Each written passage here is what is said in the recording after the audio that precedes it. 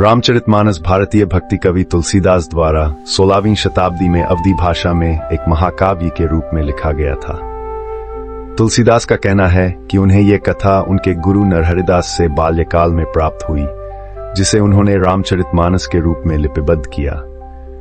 रामचरितमानस भक्ति की भावना को प्रकट करता है, जो भगवान राम विष्णु के अवतार के प्रति प्रेम में भक्ति को समर्पित है।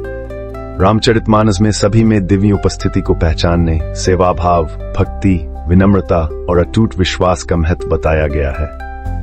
रामचरितमानस 7 कांडों में विभाजित है, जिनमें प्रत्येक कांड उनके जीवन के एक विशेष चरण को प्रकाशित करता है। ये महाकाव्य अयोध्या के राजकुमार राम की कथा का वर्णन करता है, जिनकी पत्नी सीता का लंका के राक्षसराज रावण द्वारा अपहरण कर लिया गया था।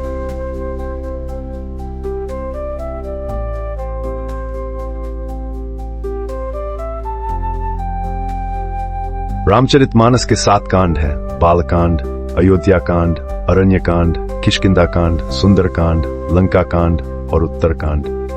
मैं हिंदी भाषा में रामचरितमानस को विस्तार से समझाने जा रहा हूं।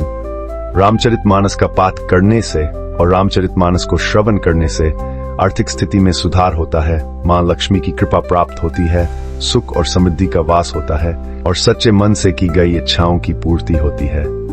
रामचरितमानस का पाठ और श्रवण इन सभी फलों को प्रदान करता है। श्री गणेशाय नमः। श्री जानकी वल्लभ विजयते। श्री रामचरितमानस प्रथम सोपान, बालकांड, मंगलाचरण।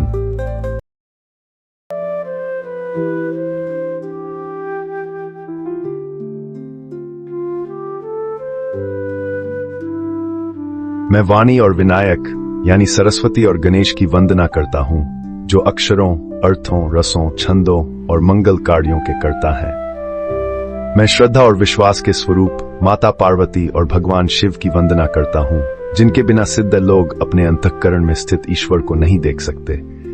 ज्ञान में नित्य और शंकर रूपी गुरु की भी मैं वंदना करता हूं, जिनके आश्रय से चंद्रमा भी सर्वत्र पूजनीय हो जाता है।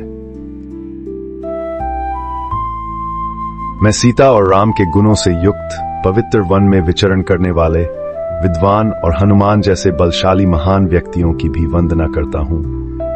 साथ ही उत्पत्ति, पालन और संहार करने वाली, कष्टों को दूर करने वाली और सभी के कल्याण के लिए कार्य करने वाली श्री राम की प्रिय सीता माता को भी मैं नमन करता हूं।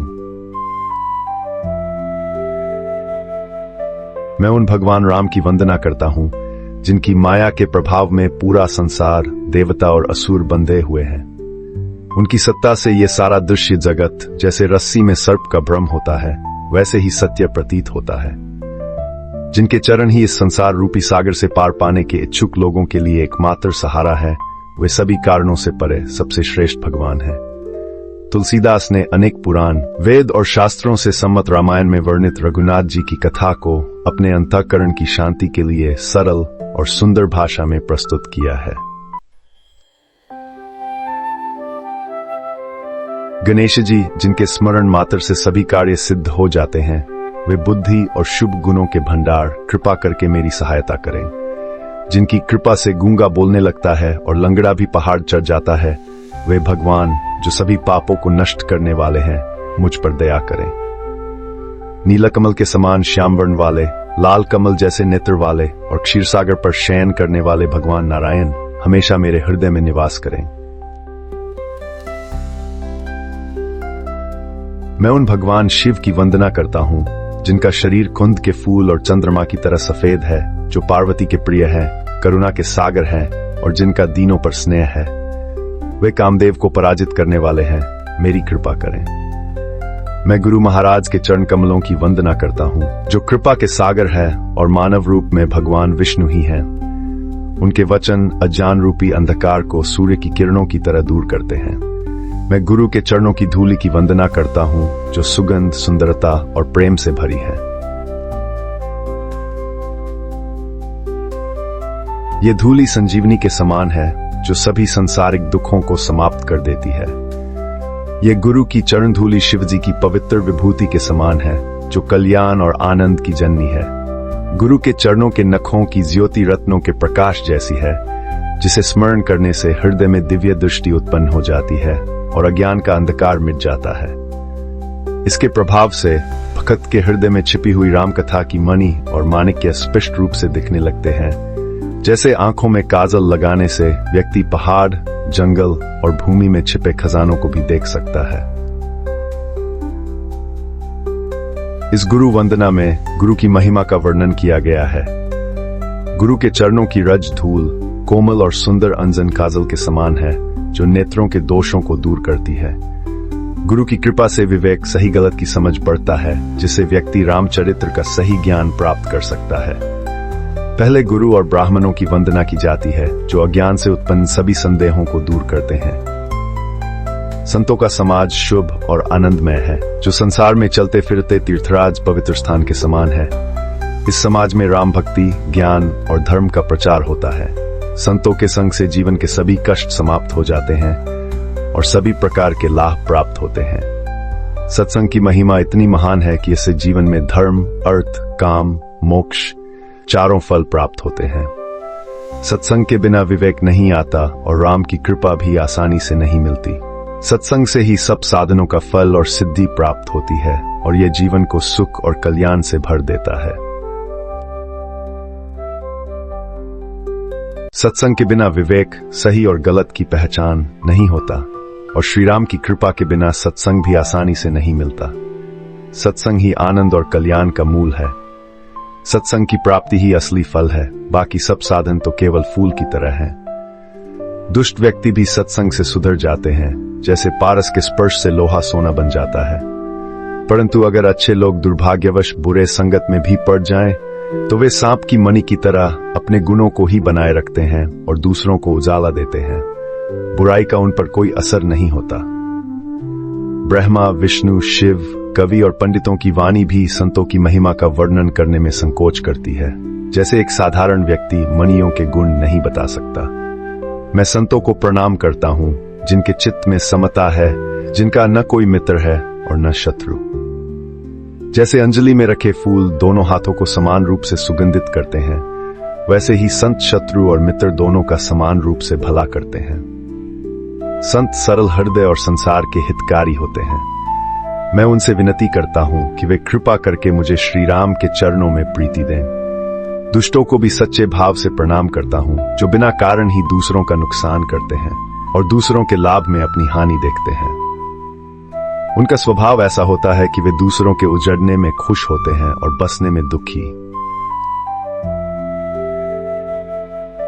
जो लोग भगवान विष्णु और शिव के यश को ग्रहण करने वाले राहु की तरह बाधा पहुंचाते हैं, दूसरों की बुराई करने में सहस्त्रबाहु की तरह ताकतवर होते हैं और जिनका मन मक्खी की तरह दूसरों के अच्छे कार्यों को बिगाड़ने में लगा रहता है, वे लोग तेज में, अग्नि और क्रोध में यमराज की तरह होते हैं।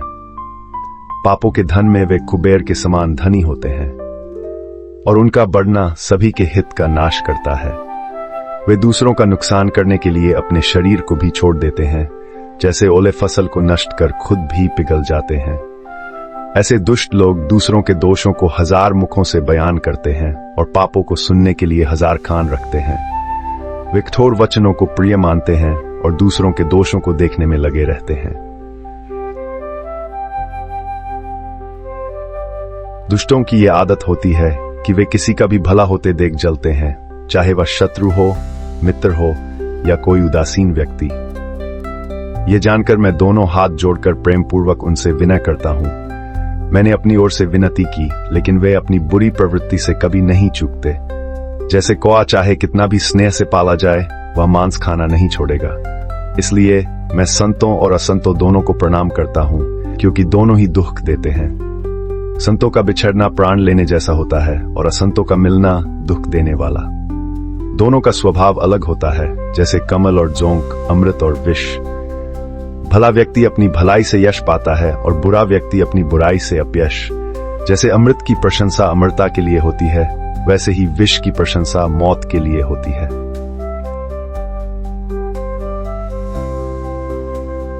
भला व्यक्ति हमेशा भलाई को ही ग्रहण करता है और नीच व्यक्ति हमेशा नीचता को ही अपनाता है।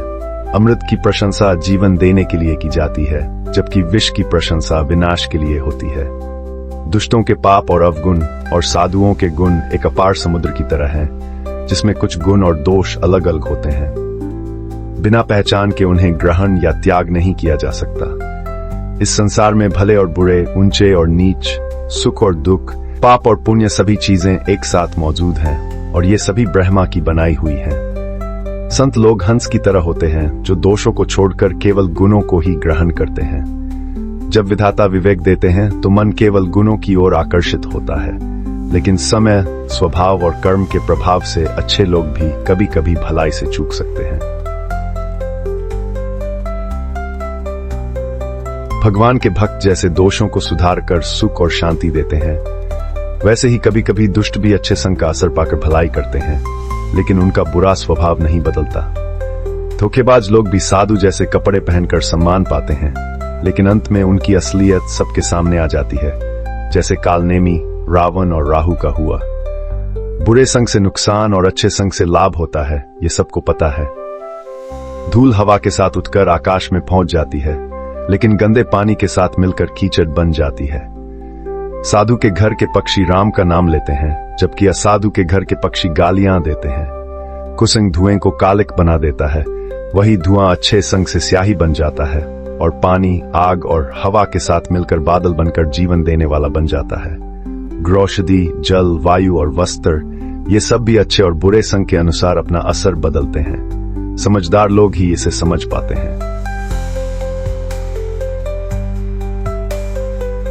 जगत में उजाला और अंधेरा दोनों ही बराबर होते हैं, लेकिन विधाता ने इनके नाम अलग कर दिए हैं, एक को शुक्ल और दूसरे को कृष्ण। इसी तरह संसार ने एक को यश और दूसरे को अपयश दे दिया।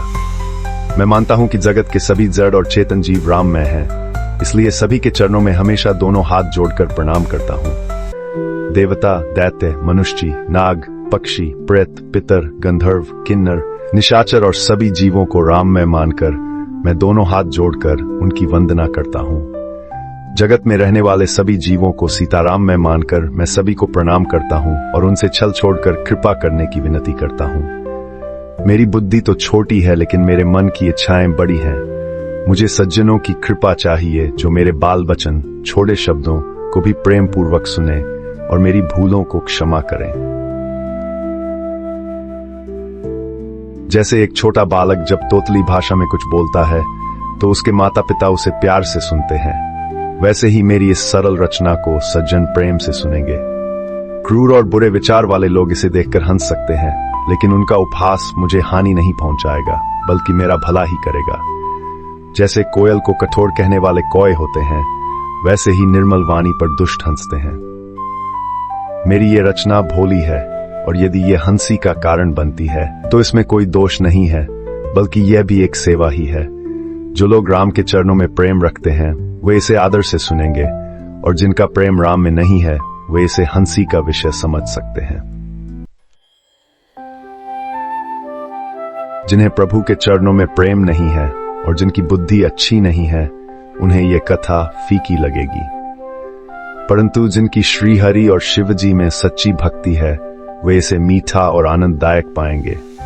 भले ही मैं कवि या विद्वान नहीं हूं और न ही मुझे काव्य कला का ज्ञान है, फिर भी मेरी यह कथा उन सज्जनों को पसंद आएगी जिनमें निर्मल विवेक है, क्योंकि इसमें श्री राम जी का पवित्र और मंगलकारी नाम है, जो वेद पुराणों का सार है और जिसे शिव जी सदा पार्वती जी के साथ जपते हैं। बिना राम नाम के कोई भी कविता शोभा नहीं देती, जैसे बिना वस्त्र के कोई सुंदरी भी शोभा नहीं पाती। मेरी कविता में कोई विशेष गुण या रस नहीं है, फिर भी इसमें श्री राम जी का यश अंकित है। जैसे भौरे फूल की सुगंध को ग्रहण करते हैं, वैसे ही संतजन राम नाम से युक्त इस कविता को आदर पूर्वक सुनते हैं। भले ही कविता भद्दी हो, लेकिन राम कथा से युक्त होने के कारण यह जगत का कल्याण करने वाली है। जैसे धुआं अगरबत्ती के संग से सुगंधित हो जाता है, वैसे ही राम जी के यश के साथ यह कविता भी सुंदर और प्रिय बन जाती है। मलय पर्वत के संग से साधारण लकड़ी भी चंदन बन जाती है, फिर उसकी तुच्छता का कोई विचार नहीं करता। भले ही गाय काली हो, उसका दूध उज्जवल और गुणकारी होता है। इसी प्रकार गवारू भाषा में होने पर भी श्री सीताराम जी का यश बुद्धिमान लोग आदरपूर्वक गाते और सुनते हैं। जैसे मणि, माणिक और मोती केवल सही स्थान पर, जैसे राजाओं के मुकुट या सुंदर युवती के शरीर पर शोभा पाते हैं, वैसे ही कविता भी जब भक्तिभाव और सही विचार के साथ गाई जा जाती है तो वह सुंदरता पाती है। सरस्वती जी कवि की भक्तिपूर्ण स्मरण से दौड़ी चली आती है और रामचरित्र का यश गाते हुए वह थकावट केवल रामचरित्र रूपी सरोवर में ही मिटती है। जो विचार श्रेष्ठ होते हैं वे कविताओं को सुंदर मुक्तामनियों के समान बना देते हैं। जब इन्हें सही ढंग से रामचरित्र की डोर में पिरोया जाता है तब सज्जन लोग इन्हें अपने हृदय में धारण करते हैं, जिससे उनके हृदय में अत्यंत प्रेम और शोभा का वास होता है।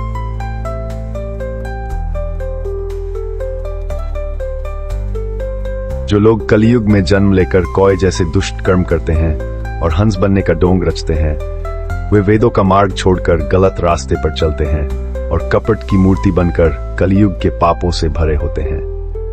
ये लोग श्री राम जी के भक्त कहलाकर दूसरों को ठगते हैं और धन, क्रोध व काम के गुलाम होते हैं। ऐसे डोंगी और धर्म का झूठा प्रदर्शन करने वाले लोगों में सबसे पहले मैं खुद को गिनता हूं। यदि मैं अपने सारे अवगुण गिनाने लगूं तो कथा इतनी लंबी हो जाएगी कि मैं उसे पूरा नहीं कर पाऊंगा। इसलिए मैंने बहुत थोड़े अवगुण बताए हैं जिन्हें समझदार लोग आसानी से समझ लेंगे। मेरी विनम्र प्रार्थना है कि कोई इस कथा को सुनकर दोष न दे। फिर भी अगर कोई शंका करेगा तो वह मुझसे भी बड़ा मूर्ख होगा। मैं न तो कवि हूं और न ही चतुर कहलाता हूं, पर अपनी बुद्धि के अनुसार श्री राम जी के गुण गाने की कोशिश करता हूं। जहां श्री राम जी के अपार चरित्र है वहीं मेरी बुद्धि संसार में फंसी हुई है। जिस वायु से बड़े बड़े पहाड़ उड़ जाते हैं उसके सामने रूई की क्या बिसात है। श्री राम जी की असीम महिमा को समझकर कथा लिखने में मेरा मन संकोच करता है। भगवान श्री राम जी की महिमा इतनी अकथनीय और विशाल है कि सरस्वती जी, शिव जी, ब्रह्मा जी, वेद और पुराण सभी नेति नेति कहते हुए भी उनका पूरा वर्णन नहीं कर पाते। हालांकि प्रभु की महिमा को समझते हुए भी कोई उनकी प्रशंसा किए बिना नहीं रह सकता, क्योंकि भगवान का भजन और गुणगान अनंत प्रभावशाली है। परमेश्वर जो बिना इच्छा, रूप और नाम के हैं, सच्चिदानंद और विश्वरूप है, उन्होंने केवल भक्तों के कल्याण के लिए अनेक लीलाएं की हैं। वे दीनों के सहायक, सरल, सर्वशक्तिमान और भक्तों पर हमेशा कृपा करने वाले हैं। बुद्धिमान लोग उनकी कीर्ति गाकर अपनी वाणी को पवित्र और सफल बनाते हैं। इसी विचार से मैं भी भगवान श्री राम जी के चरणों में सिर नवाकर उनके गुणों की कथा कहने का साहस करता हूं, जैसे वाल्मीकि और व्यास ने पहले गाया। इस मार्ग पर चलना मुझे भी सुगम लगेगा। तुलसीदास जी कहते हैं कि जैसे अगर राजा बड़ी नदियों पर पुल बनवा दे तो छोटी सी चींटी भी बिना कठिनाई के उस पुल से पार चली जाती है, वैसे ही मैं भी व्यास आदि महान कवियों द्वारा स्थापित श्री राम जी की कथा के सहारे उसे सरलता से कह सकूंगा। वे सभी प्राचीन और वर्तमान कवि जिन्होंने भक्ति और प्रेम से श्रीहरि की महिमा का वर्णन किया, मैं उनके चरणों में प्रणाम करता हूं और उनसे वरदान मांगता हूं कि मेरी कविता साधु समाज में सम्मानित हो, क्योंकि वही कविता कीर्ति और संपत्ति श्रेष्ठ है जो गंगा की तरह सबके लिए कल्याणकारी हो। श्री राम जी की कीर्ति तो अनंत और कल्याणकारी है, लेकिन मेरी कविता उसमें मेल नहीं खाती, यही मेरी चिंता है। तुलसीदास जी कहते हैं कि जैसे टाट पर रेशम की सिलाई भी सुंदर लगती है, वैसे ही आपकी कृपा से मेरी साधारण कविता भी सुशोभित हो सकती है। चतुर लोग उसी कविता का आदर करते हैं जो सरल हो, जिसमें निर्मल चरित्र का वर्णन हो और जिसे सुनकर शत्रु भी अपने वैर को भूलकर उसकी प्रशंसा करें। परंतु यह कविता निर्मल बुद्धि के बिना नहीं हो सकती और मेरी बुद्धि बहुत कमजोर है। इसलिए मैं बार बार निवेदन करता हूं कि आप कृपा करें ताकि मैं श्री राम जी के यश का वर्णन कर सकूं। वाल्मीकि मुनि जिन्होंने रामायण की रचना की, उनके चरणों में प्रणाम करता हूं। यह रामायण कठोर राक्षसों को नष्ट करने वाली होकर भी कोमल और दोष रहित है। मैं उन चारों वेदों को प्रणाम करता हूं जो संसार सागर को पार करने के लिए जहाज के समान है और श्री रघुनाथ जी का यश वर्णन करते हुए जिन्हें थकान भी नहीं होती। साथ ही ब्रह्मा जी को प्रणाम करता हूं जिनके द्वारा संसार में संतों के रूप में अमृत और चंद्रमा प्रकट हुए, जबकि दुष्टों के लिए विष और मदिरा उत्पन्न हुए। बुध और ग्रहों के चरणों की वंदना करते हुए मैं हाथ जोड़कर निवेदन करता हूं कि आप प्रसन्न होकर मेरे सभी सुंदर मनोरथों को पूरा करें। फिर मैं सरस्वती जी और देवी गंगा की वंदना करता हूँ, जो पवित्र और मनोहर चरित्र वाली हैं।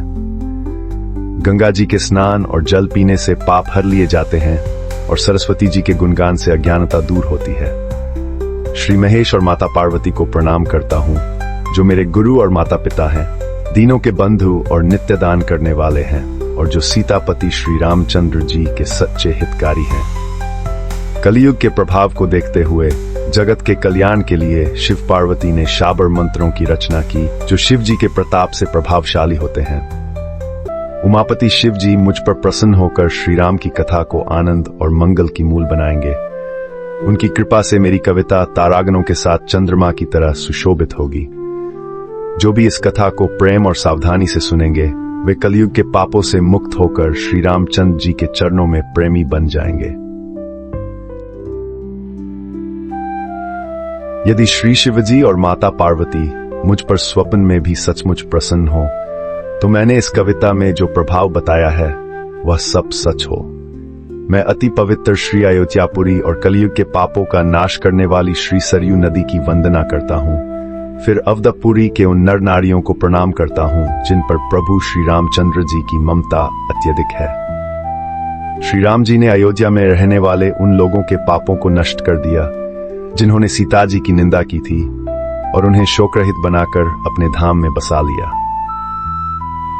मैं कौशल्यारूपी पूर्व दिशा की वंदना करता हूँ, जिसकी कीर्ति समस्त संसार में फैली हुई है, जहां से श्री रामचंद्र जी रूपी चंद्रमा प्रकट हुए, जो संसार को सुख देने वाले और दुष्टों के लिए पाले के समान है। मैं राजा दशरथ जी और उनकी रानियों को पुण्य और कल्याण की मूर्ति मानकर मन, वचन और कर्म से प्रणाम करता हूँ।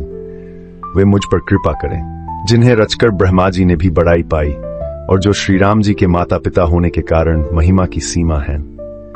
मैं अवध के राजा श्री दशरथ जी की वंदना करता हूँ, जिनका श्री राम जी के चरणों में सच्चा प्रेम था, और जिन्होंने दीनदयाल प्रभु के बिछड़ते ही अपने प्रिय शरीर को तिनके की तरह त्याग दिया।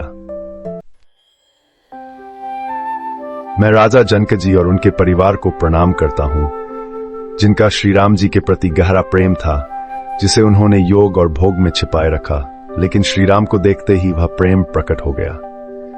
फिर मैं श्री भरत जी के चरणों की वंदना करता हूँ, जिनका नियम और व्रत अद्वितीय है, और जिनका मन श्री राम जी के चरणों में भौंरे की तरह बसा रहता है। मैं श्री लक्ष्मण जी के चरणों को प्रणाम करता हूँ, जो भक्तों को सुख देने वाले और श्री राम की कीर्ति रूपी पताका को ऊंचा रखने वाले हैं। शेषनाग रूपी लक्ष्मण जी, जो पृथ्वी के भय को दूर करने के लिए अवतरित हुए, वे मुझ पर सदा कृपालु रहें।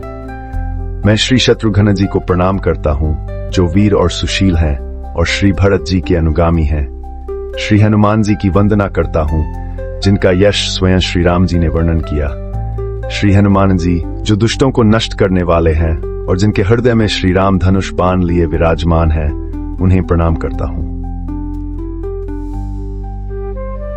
मैं सुग्रीव, जांबवान, विभीषण और अंगद आदि सभी वानर समुदायों के चरणों की वंदना करता हूँ, जिन्होंने अधम शरीर में होते हुए भी श्री राम को पाया।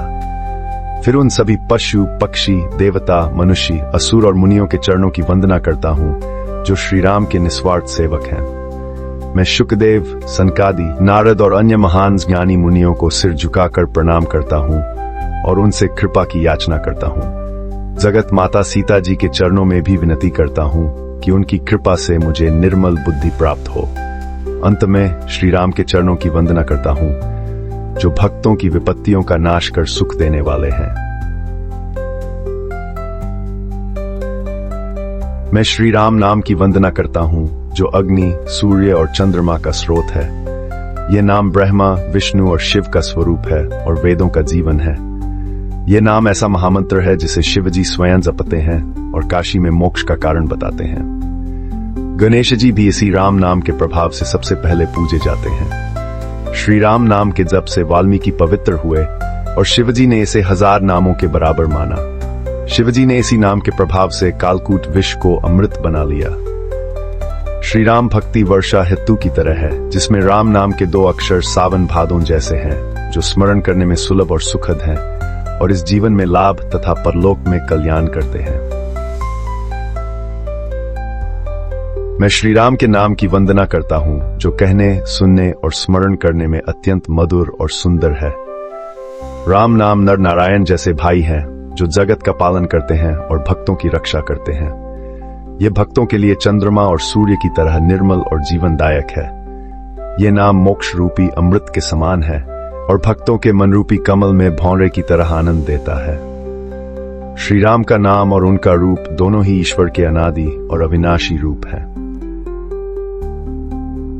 मैं श्री राम जी के नाम राम की वंदना करता हूँ जो काशी में मुक्ति देने वाला है और जिसका प्रभाव गणेश जी सबसे पहले जानते हैं। वाल्मीकि जी ने इस नाम के उल्टे जाप से पवित्रता पाई। शिव जी को इस नाम का महत्व ज्ञात है जो कालकूट विष को अमृत में बदलने वाला है। राम नाम के 2 अक्षर मधुर, सुलभ और सुखदायी हैं जो इस जीवन और परलोक दोनों में लाभकारी है।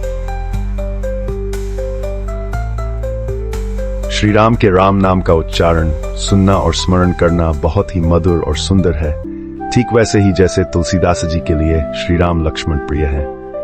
र और मम अक्षरों का अलग अलग वर्णन करने से भिन्नता दिखती है, परंतु वे ब्रह्म और जीव के समान हमेशा साथ रहते हैं। ये अक्षर नर नारायण जैसे भाई हैं जो जगत की रक्षा और भक्तों की मदद करते हैं। ये मोक्ष रूपी अमृत के स्वाद जैसे हैं और भक्तों के हृदय में भगवान श्री कृष्ण और बलराम के समान आनंद प्रदान करते हैं। श्री राम का नाम ही ईश्वर का रूप है जो अनादि और अविनाशी है और सच्ची भक्ति से ही इसे समझा जा सकता है।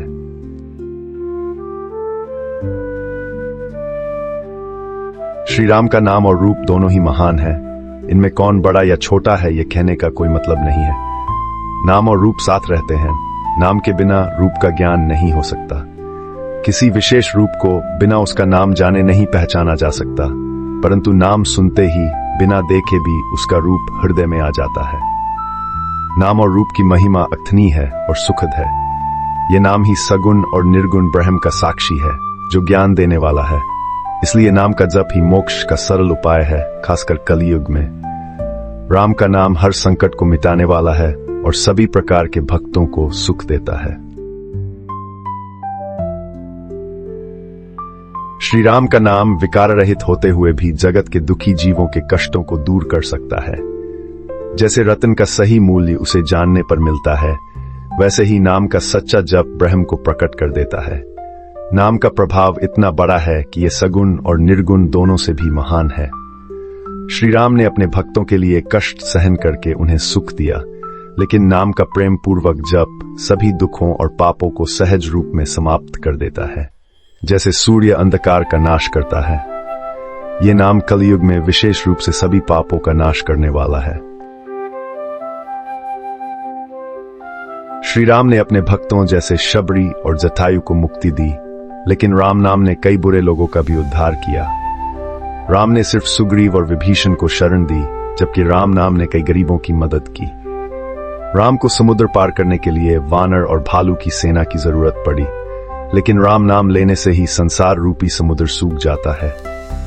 राम ने रावण को हराकर सीता के साथ अयोध्या लौटे, पर राम नाम का स्मरण करने वाले भक्त बिना मेहनत के मोह और दुख को हराकर सुखी रहते हैं। इसलिए शिव जी ने भी राम नाम को सबसे बड़ा माना है।